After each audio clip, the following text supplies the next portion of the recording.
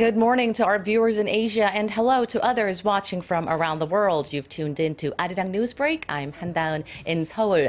The countdown to the April 13th general election is our starting point this morning. There are now just 6 days until Election Day, and another busy day ahead of campaigning lies ahead for the candidates looking to secure a seat in Korea's National Assembly. But despite Election Day being just around the corner, the main parties have not been able to put that much space between them and the competition. Our Kim Young-gil reports. With under a week to go before Koreans cast their ballots, opinion polls show races in a number of electoral districts are too close to call. Therefore, the leaders of the ruling Saenuri Party, main opposition Minju Party of Korea, and newly formed minor opposition People's Party have started stumping for their party candidates in Seoul and other metropolitan cities. 122 seats are up for grabs in Seoul and its surrounding Gyeonggi-do province, making up nearly half of the 253 electoral seats. The ruling party has seen its voter support turn relatively sour following a nasty power struggle last month over candidate nominations. The Minju Party, dealing with a split of votes caused by the splinter People's Party, isn't in much better shape. However, the surging popularity of the People's Party is making it a powerful challenger to the two main parties in the run-up to the April 13th contest.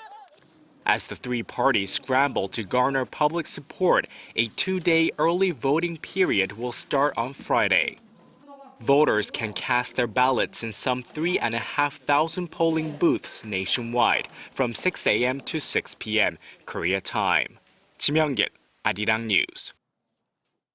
Samsung Electronics has posted better than expected earnings in the first quarter of this year. According to the company's earnings guidance, operating profits stood at roughly $5.7 billion during the January to March period, up more than 10% from a year ago. Sales edged up almost 4% on year to $42.2 billion. The operating profit estimate beats a recent market consensus of about $4.8 billion. Analysts attribute the surprise earnings to better than expected sales of Samsung's new flagship smartphone models released last month, with sales estimated at over 10 million units so far. Samsung is expected to have benefited from favorable currency effects. The guidance figure does not break down performance by sector. The company's finalized earnings will be announced later this month. Over $2.3 billion worth of shares on Korea's main bourse are money from tax havens. That's according to conglomerate tracker Chaebol.com, after assessing foreign investors that hold more than 5% of their shares on the Kospi. Some analysts speculate that among those investors, there are so-called black-hair foreigners or Koreans who have set up paper companies in places like Panama or the Cayman Islands to stash their assets tax-free. Korea's Financial Supervisor Service will investigate the 195 Koreans listed in the Panama Papers to see if they violated the Foreign Exchange Transaction Act. U.S. Secretary of State John Kerry has slammed Republican frontrunner Donald Trump's recent remarks that South Korea and Japan should develop their own nuclear weapons for self-defense. Kerry says his comments contradict decades-old American foreign policy and threaten global peace. Our Park Jung-won for us with more. The top U.S. diplomat has blasted Donald Trump. John Kerry says Trump's suggestion that South Korea and Japan fend for themselves with nuclear weapons grossly violates peace and stability.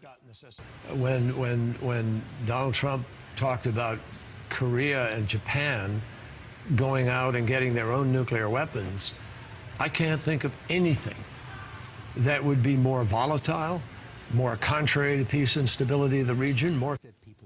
In an interview with broadcaster PBS this week, Kerry noted that countries around the world are gravely concerned about the Republican frontrunner, and that when he travels, he is often asked questions like, "What has happened in the United States? What has happened to your politics?"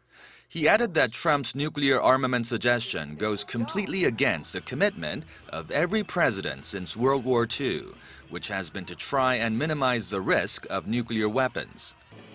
The billionaire property developer told the New York Times last month the U.S. is no longer rich enough to defend other countries and suggested allowing Seoul and Tokyo to go nuclear.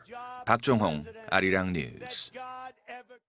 The number of adults with diabetes has quadrupled worldwide to 422 million in less than 40 years, and the condition is fast becoming a major problem in poorer countries. This is according to one of the most extensive studies ever done on diabetes by the World Health Organization. The study noted that the leading cause is above average body weight and obesity. As of 2014, it pointed out that 1 in 3 adults over 18 years of age were overweight and 1 in 10 were obese.